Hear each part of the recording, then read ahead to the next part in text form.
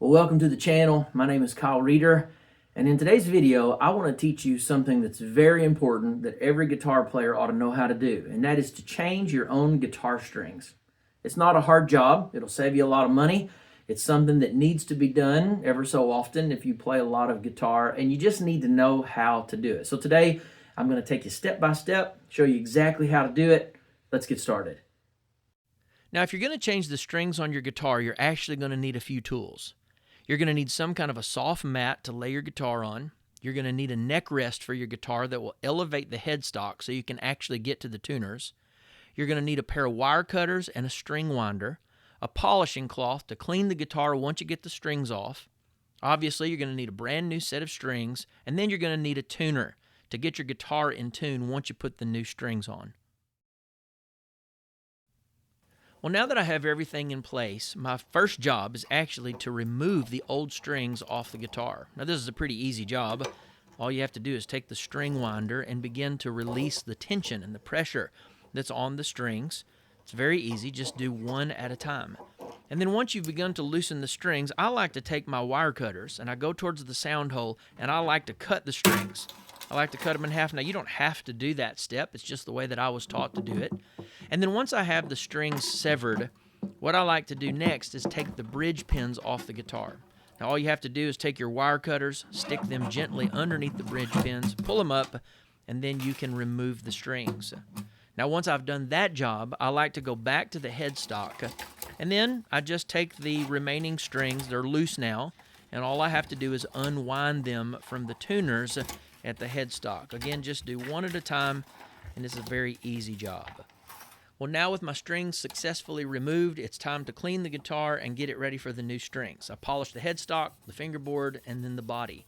Now, this is a good time if your fingerboard is dry, you want to put some oil on it, and if the guitar body is dirty, you want to use some polishing spray and clean it down. Now, my guitar's in pretty good shape right now, so I'm just wiping it down, getting it ready for the brand new strings. Now, once I've wiped the guitar off, I want to grab the strings, whatever your choice of string is, open the package, and I start from the big E string and I work my way down to the little E string. Now, you want to take your bridge pin and make sure the slot in the bridge pin is facing forward. And then just one string at a time, beginning with the E string, work your way down. Again, making sure that the bridge pin slot is facing forward. Now, let me just say to you, when you do this, be sure that you're not putting pressure on the bridge pins. They should fit in really easy. You don't want to press. You don't want to work them too hard. Now, with the holes in the tuners positioned as you see here, you're ready to attach the strings. You start with the big E string, and what you want to do on the larger string is make sure you get 2 or 3 wraps around the post. So you have to give yourself a little bit of slack, and you can gauge it like I'm showing you here.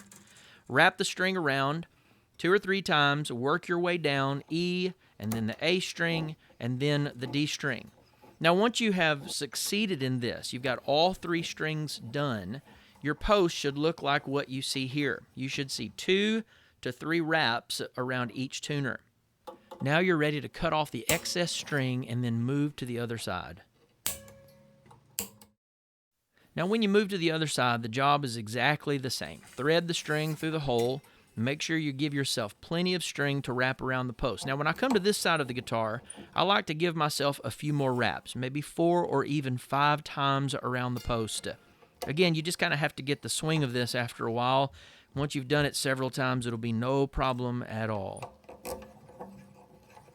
Now that you've got the strings successfully fastened to the tuner, just take your wire cutters, cut off the excess string just like you did on the other side. Now, before we put the guitar in tune, we need to do one more thing. We need to go back and check our bridge pins and make sure that the string really is being held down by the bridge pin. Very important. Sometimes they can pop out, so you need to check. Now, once you've done that, you're ready to get your guitar in tune. Now, again, I like to use a guitar tuner, but perhaps you could do it by ear, but a tuner works really good for me. Once we get the guitar in tune, we're ready to test it out. Let's see what it sounds like.